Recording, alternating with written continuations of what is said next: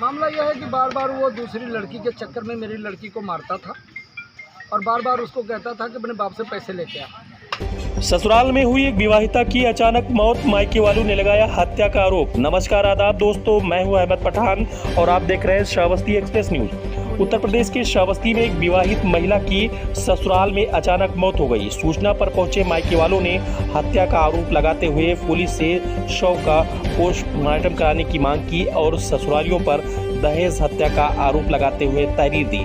Police ने फिलहाल शव को कब्जे में लिया और पोस्टमार्टम के लिए भेज दिया। वहीं ससुराल वालों की 3 लोगों के खिलाफ मामला दर्ज कर पुलिस ने जांच पड़ताल शुरू कर दी है। जानकारी के मुताबिक बहराइच जनपद के महादेव परसिया निवासी निजामुद्दीन ने 8 वर्ष पहले अपनी पुत्री शहनाज की शादी श्रावस्ती जिले के हरकत नगर गिरंड थाना क्षेत्र के सिटकाना निवासी सलीम के पुत्र हारून अहमद के साथ मुस्लिम रीत रिवाज के मुताबिक की थी, जिससे 2 लड़का व 1 लड़की मिलाकर 3 बच्चे भी हैं। बुधवार शाम को अचानक विवाहित महिला की ससुराल में ही मौत हो गई, जिस पर परिवार में कोहराम मच गया। इसकी जानकारी मायके वालों को दी गई। मौके पर पहुंचे मायके वालों ने इसकी सूचना पुलिस को देकर बेटी के ससुरालियों पर हत्या का आरोप लगाया। सूचना मिलते ही दलबल के साथ पहुंचे थानाध्यक्ष उमेश सिंह ने शव को कब्जे में लेकर पोस्टमार्टम के लिए भेज दिया। वहीं जानकारी होते ही पुलिस क्षेत्राधिकारी जमुना सतीश कुमार शर्मा भी घटनास्थल पर पहुंचे और निरीक्षण किया।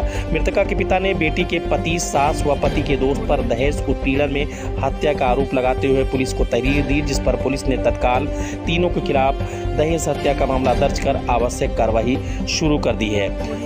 पुलिस के मुताबिक उन्हें सूचना मिली कि संदिग्ध परिस्थितियों में विवाहिता की मौत हो गई है और वहां पर मौके पर पहुंचे तो उन्होंने शव को कब्जे में लिया और फिर पोस्टमार्टम के लिए भेज दिया, जबकि मृतका के पिता ने दहेज हत्या का आरोप लगाया है।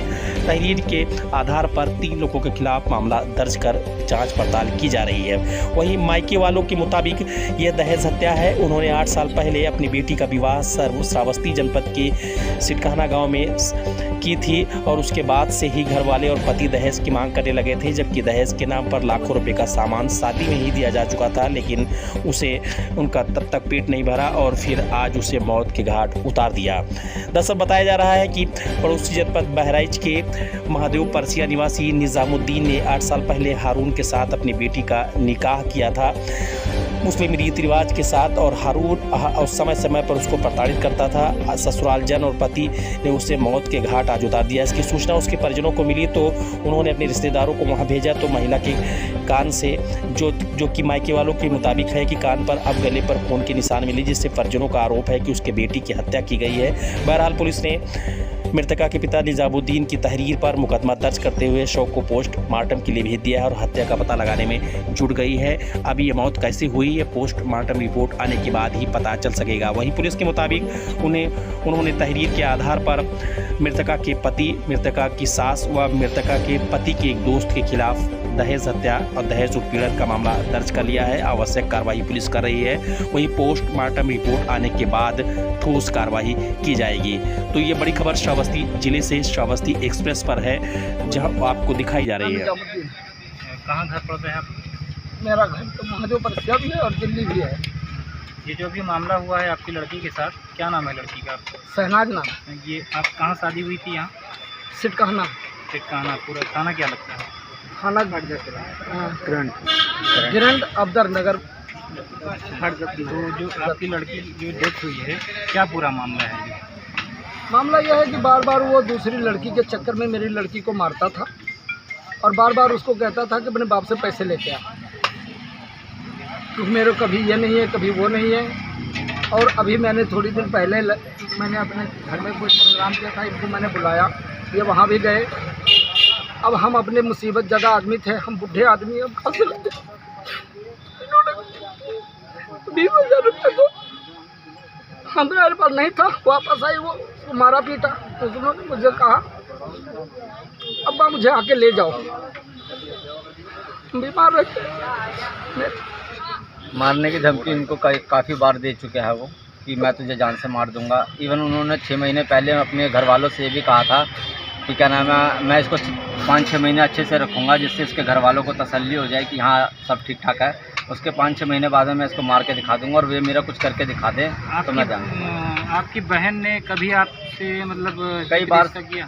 कई बार इस मामले में हमसे किया सर। मैं तकरीबन 2-3 महीने पहले यहाँ पर आया भी था समझाने के लिए कि भाई ये सारी चीज़ें गलत हैं, और जो भी कुछ किया मैं उसके फेवर में नहीं था।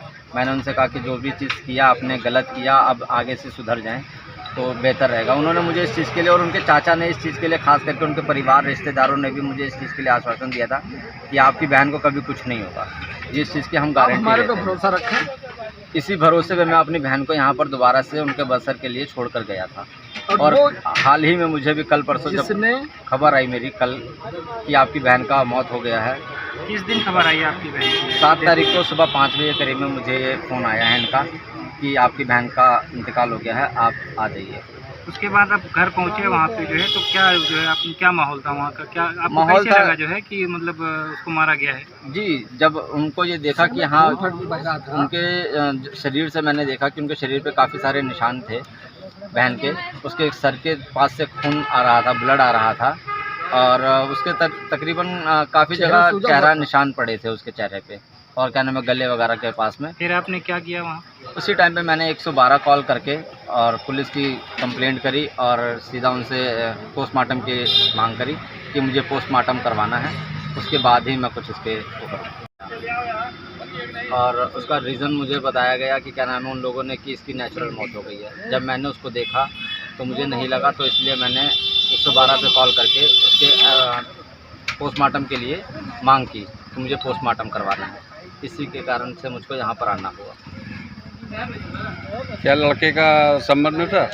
जी, लड़के का संबंध किसी और लड़की के साथ में था।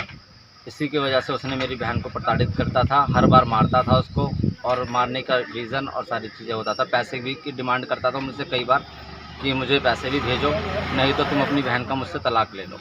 ये मामला कब से चल रहा था जी? ये मामला तकरीबन 2 साल हो चुके हैं इस मामले को चलते हुए, प्रताड़ित करते हुए और पैसे की मांग करते हुए। तो इन सब मसलों में मैंने हमेशा इसलिए ढिलाई छोड़ा कि क्योंकि बहन को साथ ही रखना था, और मैंने समझाने की हमेशा कोशिश करता रहा कि किसी भी तरह से मेरी बहन का घर बसा रहे। लड़के के फादर का रिकॉर्ड कैसे था?